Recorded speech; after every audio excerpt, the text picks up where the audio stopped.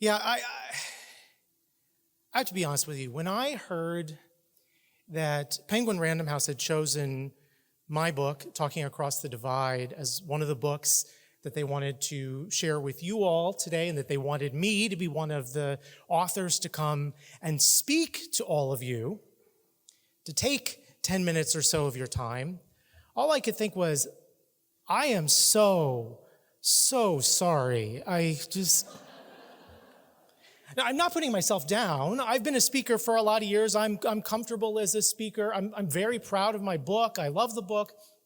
It's just, my area of expertise is bridging hopeless divides. So when people call me, it's usually because things aren't looking too good.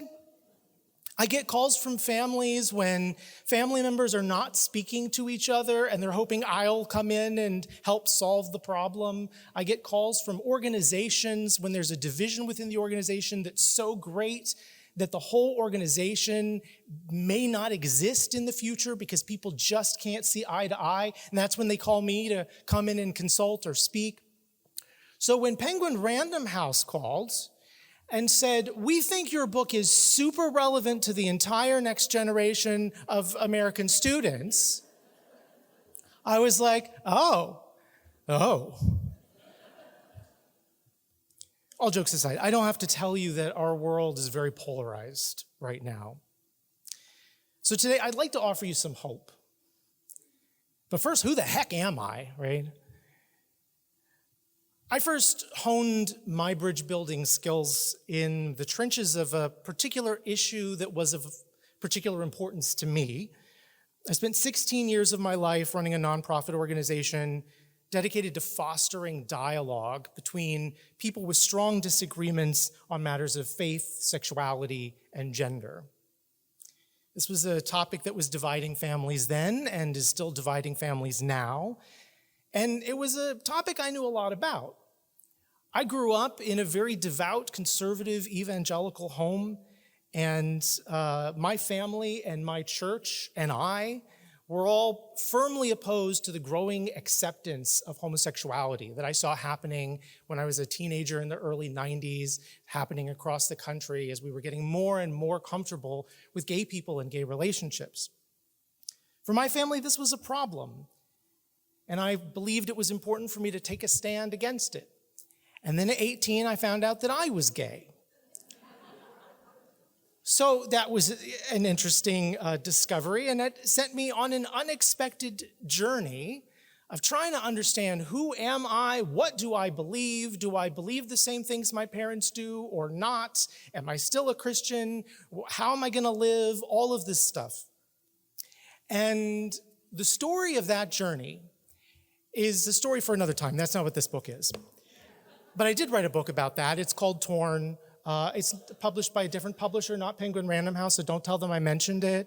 No, but for our purposes today, the important thing about that backstory for me is that that journey ended with me having my own conclusions, my own beliefs, but also dedicating a big chunk of my life to that very particular debate, a debate that mattered to me, where I saw people unable to come together, unable to talk to each other. I got to the point where I was being recognized as a world expert on this very niche subject matter. And unlike a lot of other experts in this space, I had the rare privilege of working with folks on both sides and being trusted by both sides as someone they could bring in to speak to them and know that even though I was very open with them when I didn't agree with the views of the institution or the person bringing me in, I didn't hide my views, but people knew that even if they disagreed with me, that they could trust me to come in and treat them with respect. And so I got to see, as someone speaking to very progressive LGBTQ activist organizations and very conservative churches in rural areas and everything in between, I got to see firsthand how these different groups' assumptions and misconceptions shaped their views not only of this particular subject, but of each other. And it was my first realization that we were further apart on a lot of things than a lot of us realized. And it also taught me that in the culture wars that were tearing so many people's lives apart, often the actual disagreement itself was only a piece of the puzzle. A huge part of the problem was all those unspoken assumptions and misconceptions and miscommunications, things that no one had thought to address. All that unspoken stuff was getting in the way of actually addressing the areas of disagreement. It's like, you know that really awful trope in movies? I hate it. I hope you hate it too. Where the characters spend like half the film fighting over some stupid misunderstanding, and you just want to reach through the screen and shake them and be like, will you people sit down for 5 seconds and just explain yourselves to each other? Just listen to each other? I felt like that a lot. For instance, if I was talking to a family where a child had come out as gay and that was in opposition to the parents' religious views, usually no one had stopped to ask something simple like, do we agree on what the word gay means? Everyone just assumed we are on the same page about this. And I found more times than not, they didn't agree on what the word gay meant. And so they were just talking past each other, making assumptions. There were real disagreements here, but all the misunderstandings were making them so much worse than they had to be. The trouble, I learned, is that many of us have basically 3 main tools in our toolbox for dealing with disagreements. We avoid, we compromise, or we fight.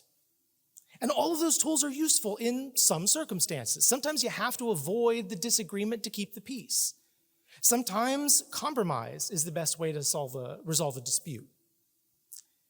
But there are some issues that are matters of right and wrong, matters of truth and falsehood, matters of what is right, what is good, what is just, what is moral.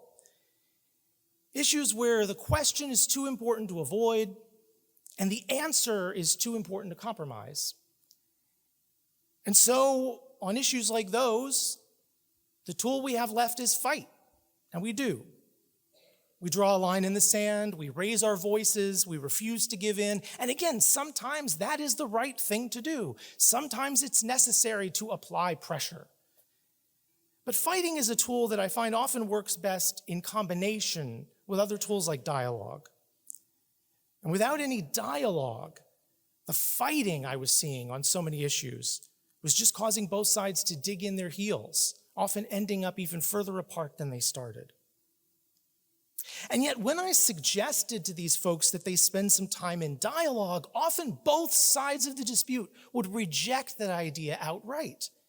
And that might sound strange. We want you to help us resolve this, but we don't want to dialogue. But actually, it's a common problem when we don't clarify what dialogue is. So often when we talk about dialogue, we think about it as creating a neutral space. Now, let's not call anyone right or wrong here. Let's only use I statements. Everyone's opinion is equally valid. And you know what? That's fine if you're doing couples counseling, or if the question at hand is, what's the best flavor of ice cream? Sure, everyone's opinion is equally valid, unless you choose butter pecan, in which case you're wrong and you're going to hell. But